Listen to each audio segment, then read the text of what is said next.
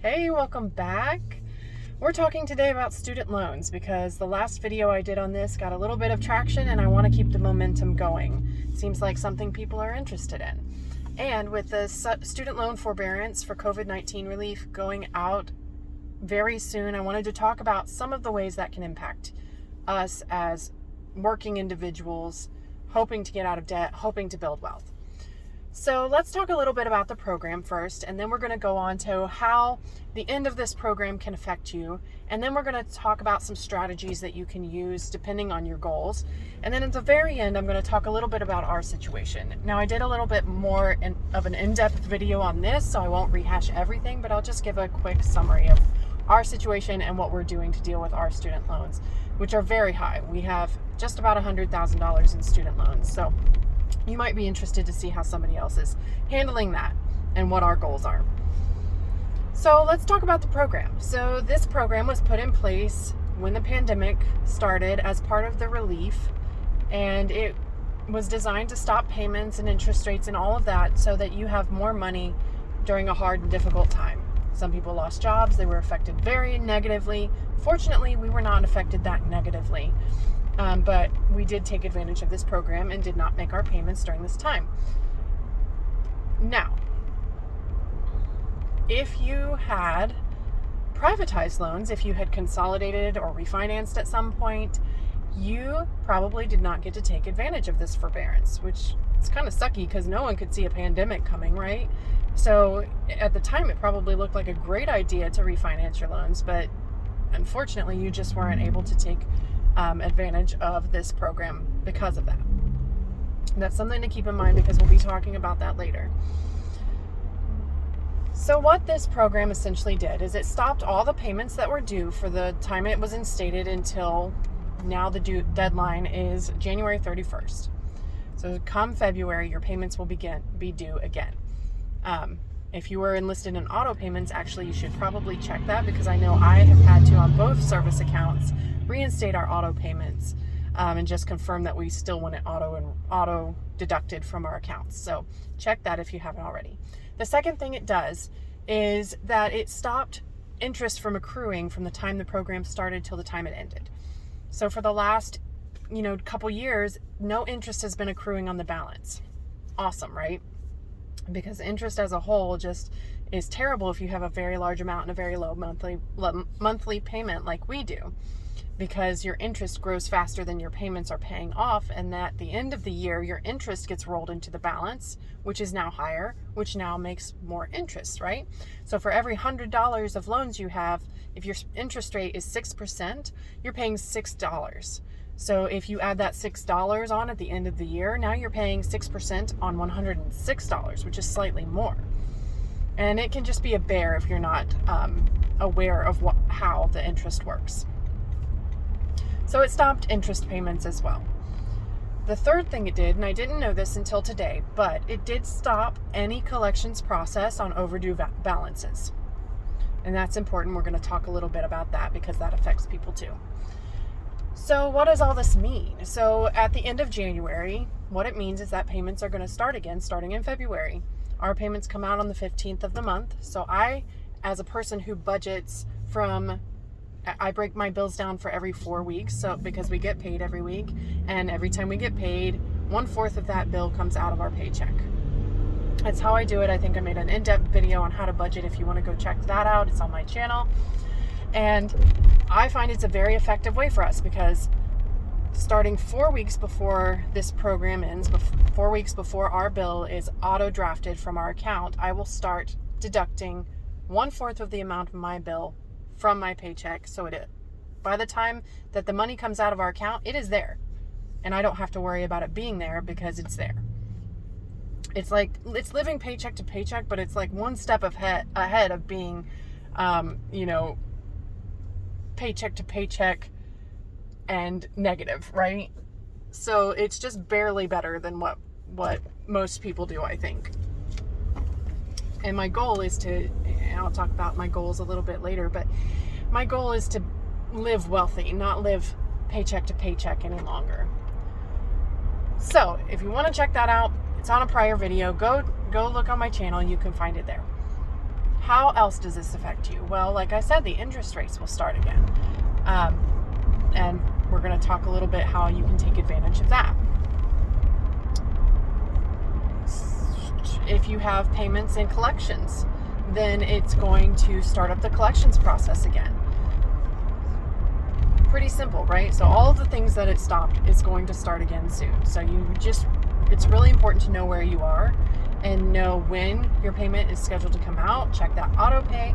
And then here are some other things that you might take into consideration. So we still have about a month left before that program stops. You have to take a look at your goals at this point and see if you want to take advantage of some of the things you can do or make a plan for the next steps, because this is going to start up again. And if you don't have a plan in place, you're going to be in trouble, right? So what are your goals? How do you even determine what your goals are?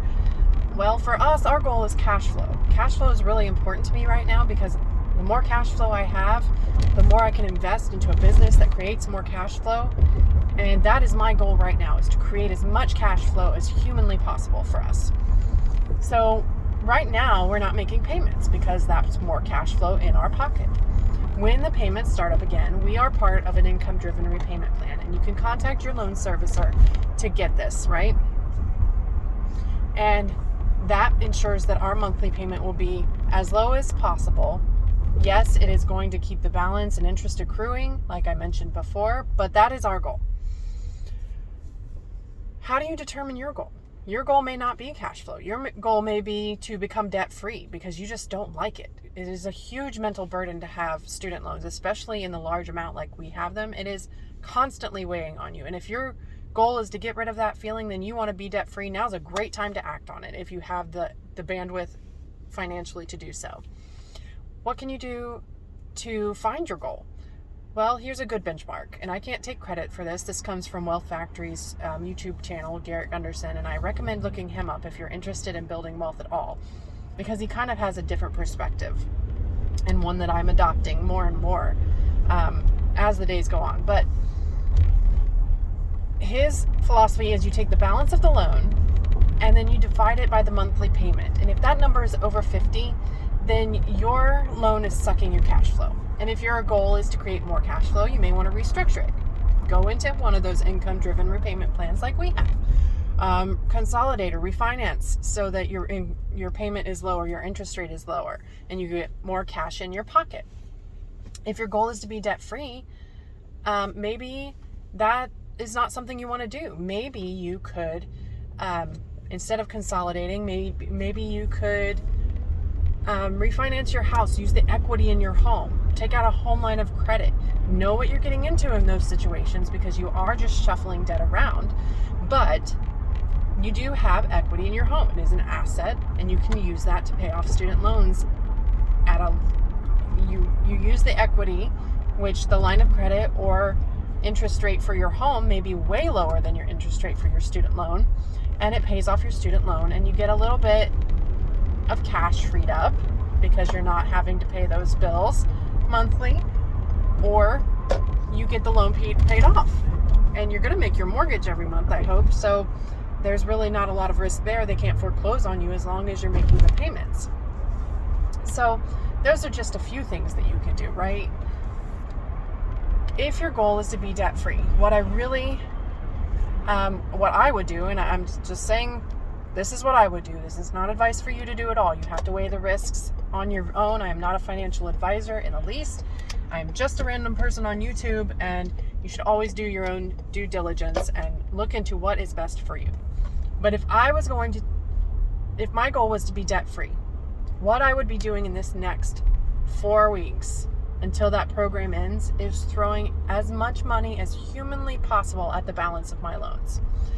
Because at no other point in my life do I expect this to ever happen again. Yes, this was a pandemic. This was unexpected. Nobody could have seen this coming 10 years ago, right? So if you refinanced your loans 10 years ago, you didn't see this coming. It was a crazy curveball that nobody saw. And the chances of it happening again in our lifetime are very slim. So take advantage of the next 4 weeks if your goal is to become debt-free. That's what I would do.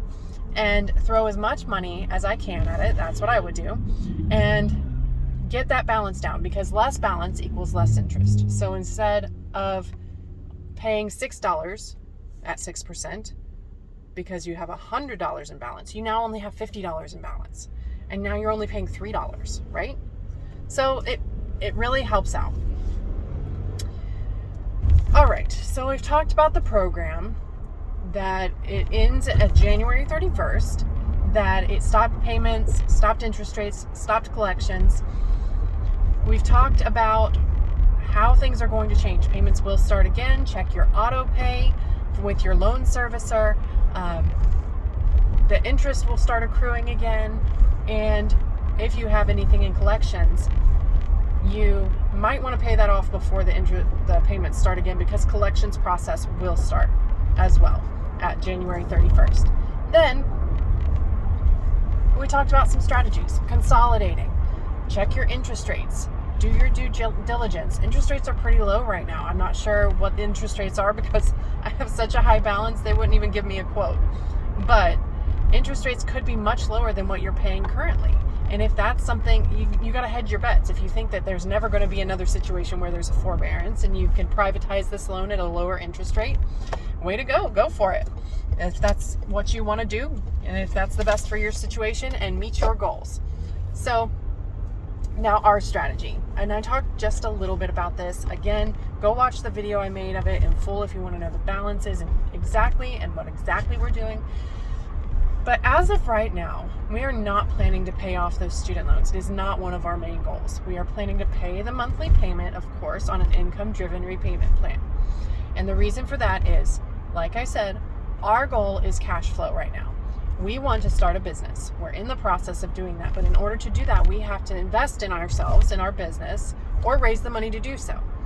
And right now, it is easiest for us to invest some of our money, just a little bit, and we need all that cash flow that is possible to go toward that business. So paying off student loans is not part of that goal at this moment.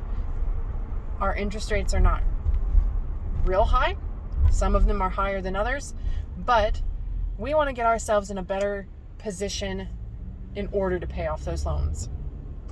Right now, if we were to stop everything and try to pay off our loans, if we lived literally on nothing, if we didn't spend any money whatsoever, it would still take us over a year with our two incomes combined to pay off those student loans.